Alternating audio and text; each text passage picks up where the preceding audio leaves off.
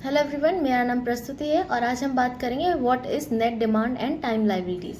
So before we start with our topic, हमें कुछ basic चीज़ों के बारे में नॉलेज होनी चाहिए या उस चीज़ के बारे में पता होना चाहिए। So what are those things?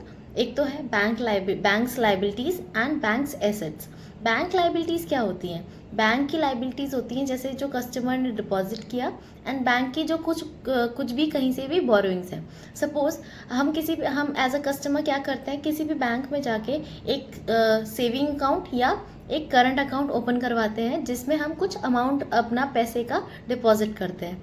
मतलब वो एक तो सेफ्टी पर्पस के लिए और एक होता है कि हमें कुछ percent of rate of interest और अमाउंट पे देता है, तो इसलिए हम वो अमाउंट बैंक में डिपॉजिट करते हैं। तो वो अमाउंट किसका हुआ? बैंक के पास है, पर वो अमाउंट तो हमारा है ना। तो एक तरह से वो बैंक के पास वो एक तरह से लाइबल है वो अमाउंट हमें कभी भी पे करने के लिए, जब भी हम वो अमाउंट डिमांड करते हैं बैंक से। मतलब वो अमाउंट बैंक के पास है तो, पर वो अमाउंट हमारा है, तो हम कभी भी उसको विड्रॉ कर सकते हैं या बैंक से बोल सकते हैं कि ऑन आर डिमांड वो बैंक हमें वापस करेगा। And next is banks borrowing. मतलब कि बैंक कभी भी किसी भी दूसरे बैंक से या आरबीआई से कुछ बोरोइंग्स लेता है, वो भी एक तरह से बैंक की लायबिलिटी है, क्योंकि वो किसी भी टाइम या कुछ टाइम बाद वो बैंक को वापस करना है। And next is what are banks asset. Bank के एसेट्स क्या हैं? बैंक के एसेट्स है या बैंक कहाँ से अर्न करता है? So that is interest rate on the loans. मतलब जो बैंक हमसे पैसे लेता है, हम जो बैंक में पैसे डिपॉजिट करते हैं अपना, वो क्या करता है, वो बैंक किसी ना किसी तरह से यूज़ करता होगा, क्योंकि उस पर जो रेट ऑफ इंटरेस्ट हमें मिलता है वो कहाँ से ला के देगा? वो अपनी जेब से तो देता नहीं है। तो उस रेट ऑफ इंटरेस्ट को अर्न करने के लिए बैंक क्या करता है, लोगों को, कस्टमर्स को लोन प्रोवाइड करता है एंड उस पर कुछ रेट ऑफ इंटरेस्ट चार्ज करता है। सपोज जो बैंक का लोन हुआ, जैसे 10 लाख का लोन है, वो उसने क्या किया, किसी कस्टमर को दिया एंड उस पर क्या करेगा, वो 11% का रेट ऑफ इंटरेस्ट चार्ज करेगा। मतलब कि जब वो अमाउंट कस्टमर वापस करेगा तो उसके साथ साथ extra 11% of rate of interest उसको बैंक को देना होगा।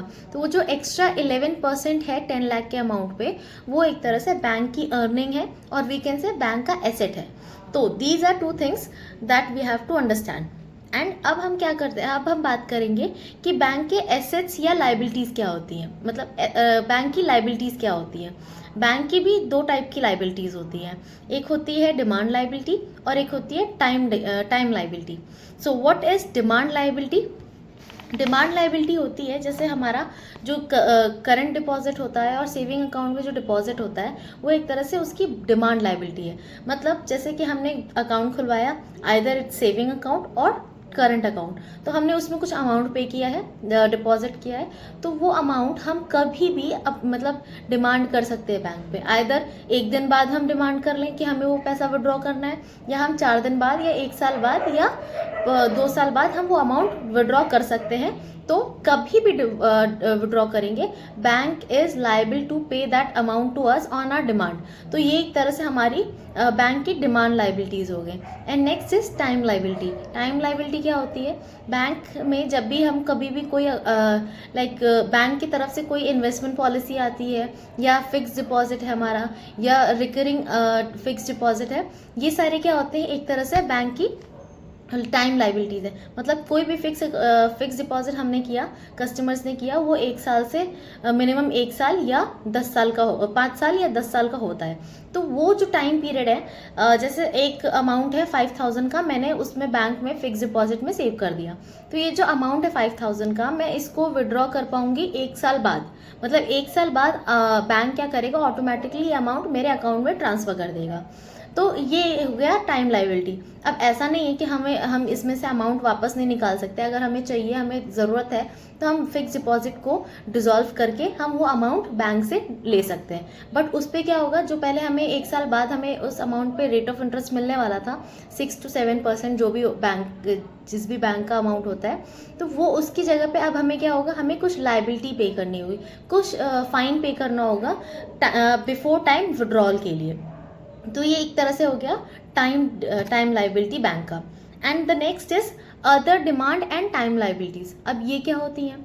Other demand and time liabilities में वो डिमांड लाइबिलिटीज़ या टाइम लाइबिलिटीज़ आती हैं जो कि बैंक को किसी थर्ड पार्टी को पे करना हो। सपोज जो बैंक के मिसलेनियस एक्सपेंसेस होते हैं, एग्जांपल इलेक्ट्रिसिटी बिल हो गया, इसको भी बैंक को किसी न किसी टाइम पीरियड पे या इलेक्ट्रिसिटी ऑफिस की डिमांड करने पे ये बिल उसको पे करना होगा। तो एक तरह से ये भी एक other demand and time liabilities के अंदर आता है। या सपोज हम कह सकते हैं बैंक के शेयर होल्डर्स हैं, उसको उनको जो अनपेड डिविडेंड है वो उनके डिमांड पे उसको पे करना होगा, या एक टाइम पीरियड के बाद वो डिविडेंड बैंक को उनके शेयर होल्डर्स को प्रोवाइड करना होगा। तो ये हो गई हमारी other demand and time liabilities bank की।